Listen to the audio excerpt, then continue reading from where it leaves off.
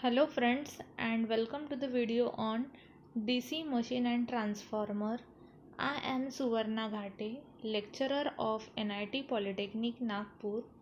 Our today's topic is numerical on practical transformer. तो इस video में हम प्रैक्टिकल ट्रांसफार्मर के ऊपर न्यूमेरिकल कैसे सॉल्व करते हैं ये स्टडी करने वाले हैं. Then learning outcome. After watching this video, you will able to understand the course outcome, that is use single phase transformer for different application. तो सिंगल फेज ट्रांसफार्मर क्या होता है, उसके कौन से टाइप्स है, ये सारा कुछ आपको इस यूनिट से सीखने को मिलेगा. Then learning outcome, understand single phase transformer and solve numerical on practical transformer. तो इस वीडियो से हमें प्रैक्टिकल ट्रांसफार्मर के ऊपर कैसे न्यूमेरिकल सॉल्व किया जाता है ये सीखने को मिलेगा. This is the numerical on practical transformer. A 400 divided by 200 volt single phase transformer is supplying a load of 25 ampere at a power factor of 0.866 lagging. The no load current and the power factors are 2 ampere and 0.208 respectively. Calculate the current taken from the supply I1 and its phase angle phi1. जो current supply side में होता है उसको हम primary current बोलते हैं, इसीलिए हमने सप्लाई करंट को नोट डाउन किया है I1 से, तो उसी के एंगल को हम क्या बोलेंगे, phi1. और जो करंट लोड साइड में होता है that is the secondary side, उस करंट को हम बोलेंगे I2 और उसके एंगल को हम बोलेंगे phi2. तो इस गिवन डेटा के हिसाब से हम पहले गिवन को लिख लेते हैं. सो हमें गिवन है, वोल्टेज रेशियो को ही हम इंड्यूस्ड ईएमएफ का रेशियो भी बोलते हैं. So E1 by E2 is equal to V1 by V2 जो हमें गिवन है 400 divided by 200 volt. Then supplying a load of 25 ampere, जो मैंने बोला है लोड साइड के करंट को हम I2 से नोट डाउन करते हैं. सो हमें I2 की वैल्यू गिवन है 25 ampere at a power factor of 0.866 lagging. तो पावर फैक्टर का फॉर्मूला है cos phi2 that is 0.866. Then हम देखेंगे नो लोड करंट को हम बोलते हैं I0. हमने फेजर डायग्राम पढ़ा है, तो फेजर डायग्राम में हमने I0 यानी नो लोड करंट बोला है. तो सो I0 की वैल्यू है 2 एम्पियर और उसका एंगल cos phi0 है, that is the power factor. cos phi0 is 0.208. Then हमें कैलकुलेट करना है सप्लाई करंट जिसको हमने नोट डाउन किया है I1 से, और उसी का हमें एंगल निकालना है जिसको हमने बोला है phi1. तो अब हम निकालेंगे I1. तो I1 कैसे निकालना है, बाय यूजिंग पैरेललोग्राम लॉ. आप बोलोगे कि क्यों पैरेललोग्राम लॉ से I1 को कैलकुलेट करना है. तो हमने जब फेजर डायग्राम देखा था तब आपको नो लोड करंट पता था और लोड करंट पता था, बट आपको actual current that is supply side का करंट नहीं पता था. बट जब हमने फेजर डायग्राम में I0 का और I2 डैश का रिजल्टेंट लिया तब जाके हमें क्या मिला है, प्राइमरी करंट मिला है. आप इस फेजर डायग्राम में देख सकते हो, हमने पहले I0 शो किया है, देन हमने करंट शो किया है, करंट को हम फर्दर लेके गए, दिस इज I2, तो उसको दूसरे क्वाड्रेंट में हम बोलेंगे I2 डैश. इन दोनों का रिजल्टेंट लेते हैं तब जाके हमें मिलता है प्राइमरी करंट. तो this is nothing but the parallelogram जिसमें I2 डैश और I0 का यूज़ हुआ है. तो हम फॉर्मूला भी लगाएंगे पैरेललोग्राम का, और जहाँ पे हम I0 एंड I2 डैश का यूज़ करेंगे. सो पैरेललोग्राम लॉ लगाने के लिए हमें I2 डैश पता होना ज़रूरी है, जो हमें गिवन में नहीं दिया है. तो हम I2 डैश को कैलकुलेट करेंगे. सो K का फॉर्मूला है E2 बाई E1. सो हमें E2 बाई E1 की वैल्यू पता है, E2 is 200 and E1 is 400. इस रेशियो को हमें अपोजिट करना है यानी उल्टा करना है, इंटू I2 की value is 25 ampere. Put this value in calculator so you get the answer of I2 dash.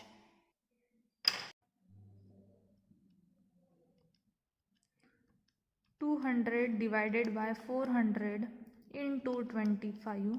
सो आपको आंसर मिलता है 12.5 एम्पियर.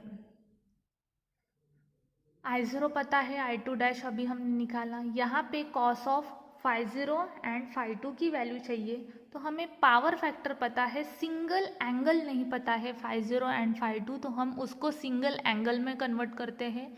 कॉस φ2 इज 0.866, तो हमें φ2 चाहिए, तो कॉस को हम इज इक्वल टू के इधर साइड में लेके आएंगे, तो वो बन जाएगा cos inverse of 0.866. Put this value in calculator. So cos inverse चाहिए, हमें कॉस की बटन पता है, तो हम शिफ्ट प्रेस करके कॉस को प्रेस करेंगे, तो हमें यहाँ पे मिलेगा cos inverse. Then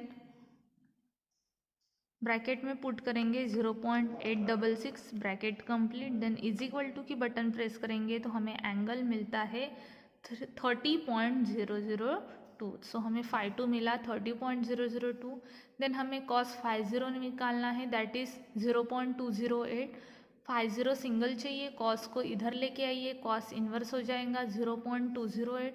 so again cos की बटन पता है हमें, बट हमें यहाँ पे कॉस इन्वर्स चाहिए, तो हम शिफ्ट बटन प्रेस करके कॉस की बटन प्रेस करेंगे, सो हमें इन्वर्स मिलेगा 0.208 bracket complete. Then is equal to, तो हमें मिलता है 77.99. अब हम पैरेललोग्राम लॉ लगा सकते हैं. तो हम I1 square as it is, I0 का स्क्वायर, I0 की वैल्यू कितनी है 2, मतलब 2 का स्क्वायर, प्लस I2 डैश हमने कैलकुलेट किया 12.5 उसका square, plus 2 as it is I0 2 into I2 dash 12.5 into cos as it is bracket में φ0 कितना है 77.99 माइनस φ2 कितना है 30.002 ब्रैकेट कंप्लीट. अब इस वैल्यू को हम कैल्सी में पुट करेंगे. सो 2 स्क्वायर प्लस, हम ब्रैकेट में लेते हैं सो आपका कन्फ्यूजन नहीं होगा, 2 का square plus again next bracket में 12.5 का square plus 2 into 2 into 12.5 into cos की बटन प्रेस करेंगे 77.94 माइनस 30.002 ब्रैकेट कंप्लीट. देन हम इज इक्वल टू की बटन प्रेस करेंगे, तो हमें I1 स्क्वायर का आंसर मिलता है 193.74 एम्पियर. सो हमें I1 का स्क्वायर मिला है 193.711 एम्पियर, बट हमें क्या चाहिए I1, तो इसका अगर हम स्क्वायर निकालेंगे तो हमें इसको स्क्वायर देना पड़ेगा, जो कि कैल्सी में हम पुट करते हैं अंडर रूट में. सो अगर हम इसका स्क्वायर निकाल रहे हैं तो हमें 193 स्क्वायर रूट में डालना पड़ेगा 193.711. सो 193.711. देन हम इज इक्वल टू की बटन प्रेस करेंगे, तो हमें I1 मिलेगा 13.91 एम्पियर. हमेशा आप यहाँ पे कंफ्यूज हो सकते हो, जो हमें आंसर मिलता है that is the parallelogram law से I1 स्क्वायर नॉट I1, ये होता है I1 का स्क्वायर. तो हमें सिंपल I1 चाहिए, तो इसलिए जब हम इसका स्क्वायर निकालेंगे तो इसको हमें स्क्वायर में देना पड़ेगा, क्योंकि यहाँ पे स्क्वायर नहीं होता है, तो इसको अंडर रूट में लेंगे कैल्सी में, तभी जाके हमें simple I1 that is supply current की वैल्यू मिलती है. अब हमें यूज़ करना है parallelogram law method again for the tan φ1. जो हमें φ1 निकालना है उसके लिए फॉर्मूला है tan phi 1 is equal to I2 dash into sine of phi 0 minus phi 2 divided by I0 plus I2 dash into cos of phi 0 minus phi 2.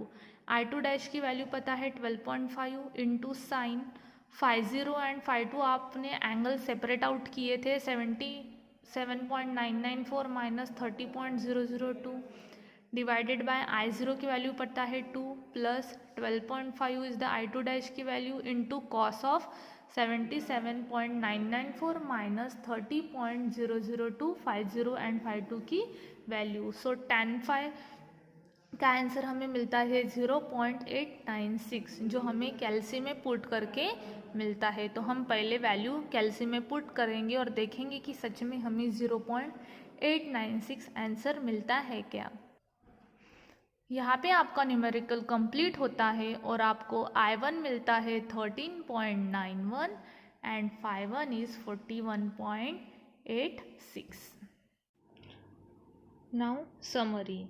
इस video में हमने प्रैक्टिकल ट्रांसफॉर्मर के ऊपर न्यूमेरिकल सॉल्व किया है.